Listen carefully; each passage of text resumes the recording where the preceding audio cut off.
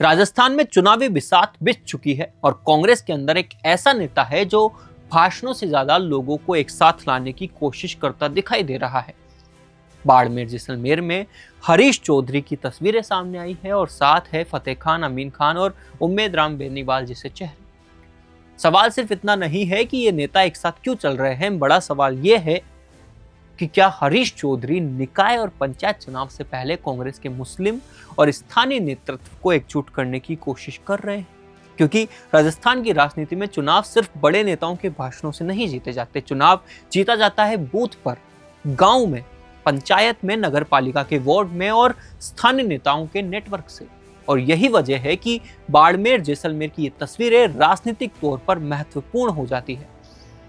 हरीश चौधरी की कोशिश दिखाई दे रही है कि अलग अलग गुटों और समुदाय के नेताओं को एक साथ लाया जाए। फतेह खान हो, अमीन खान हो, उम्मेद राम बेनीवाल हो या स्थानीय कांग्रेस के दूसरे चेहरे, इन सबको एक साथ लेकर चलना कांग्रेस के लिए सिर्फ सौहार्द का संदेश नहीं है, ये एक सियासी संदेश भी है। खासकर तब जब राजस्थान में निकाय और पंचायत चुनाव का माहौल बन रहा हो, क्योंकि चुनाव में एक एक वार्ड का समीकरण मायने रखता है और पंचायत चुनाव में एक एक पंचायत, एक एक सरपंच और जिला परिषद तक का स्थानीय नेटवर्क पार्टी के लिए महत्वपूर्ण हो जाता है। अगर कांग्रेस इन चुनावों में मजबूत वापसी करना चाहती है तो सिर्फ जयपुर या दिल्ली के नेताओं के भरोसे नहीं रहना होगा, उसे जमीन पर अपने पुराने समीकरण फिर से खड़े करने होंगे। और बाड़मेर जैसलमेर कांग्रेस के लिए यही चुनौती है।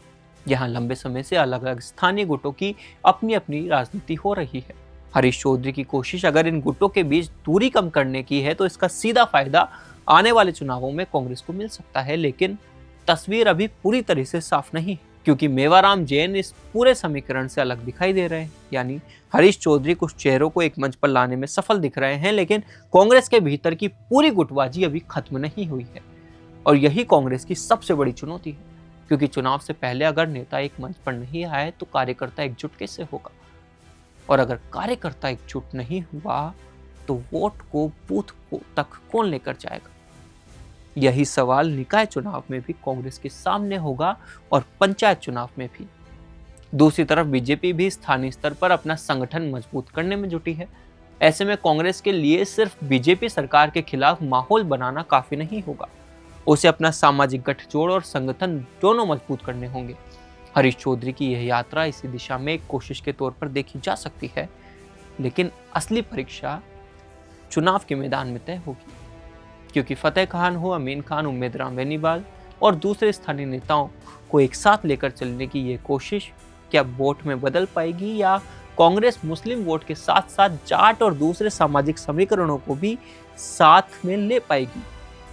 और सबसे बड़ा सवाल क्या है, ये कि क्या हरीश चौधरी बाड़मेर जैसलमेर में कांग्रेस की अंदरूनी गुटबाजी को चुनावी एकजुटता में बदल पाएंगे, क्योंकि आने वाले निकाय और पंचायत चुनाव सिर्फ बीजेपी बनाम कांग्रेस की लड़ाई नहीं, ये चुनाव ये भी तय करेंगे कि किस पार्टी का स्थानीय संगठन जमीन पर कितना मजबूत है। हरीश चौधरी फिलहाल नेताओं को साथ लेकर चल रहे हैं। अब देखना यह है कि क्या ये साथ सिर्फ तस्वीरों तक रहता है या फिर चुनावी बूथ तक पहुंच पाता है, क्योंकि राजनीति में तस्वीर एक दिन की होती है, लेकिन चुनाव जीतने के लिए संगठन हर दिन चाहिए।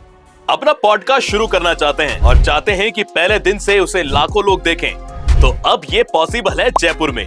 जयपुर का सबसे तेजी से बढ़ता हुआ digital news channel the fact India आपके पॉडकास्ट को वर्ल्ड क्लास बनाने के लिए जयपुर के बीचों बीच श्याम नगर में लाया है world class podcast setup, green screen setup. उसे शूट करने के लिए best state of the art facilities, editor से लेके लाखों फॉलोवर्स और करोड़ों वाली रील्स वाला यूट्यूब चैनल, और ये सब आपको एक ही जगह पर मिलने वाला है। तो पूरी जानकारी के लिए आज ही व्हाट्सएप कीजिए इस नंबर पर।